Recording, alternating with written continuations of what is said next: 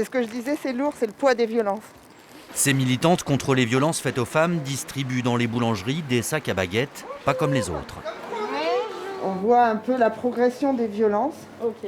Donc ça, et là, c'est, j'allais dire presque la partie la plus importante parce que c'est la partie avec tous les numéros d'urgence. Okay.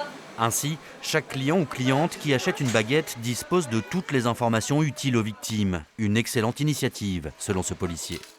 C'est un moyen aussi de pouvoir lancer des signaux d'alerte, de pouvoir justement se faire aider. Parfois, c'est pas toujours évident parce qu'il y a la pression du conjoint qui est violent.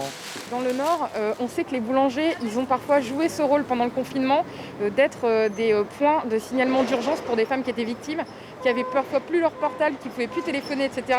Mais qui, lorsqu'elles avaient le droit de sortir pour quelques petits achats, et on sait qu'il y avait les boulangeries qui sont restées ouvertes, elles ont pu signaler parfois des violences à leurs boulangers qui ont appelé la police. Sur l'étui, un violentomètre. Il permet d'évaluer différents types d'agressions.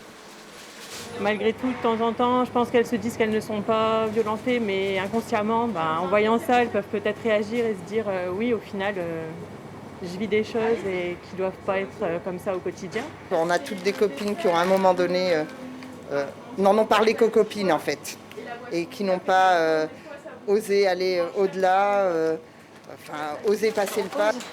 Ces prochains jours, 12 000 sacs à baguettes doivent être distribués dans les boulangeries nordistes.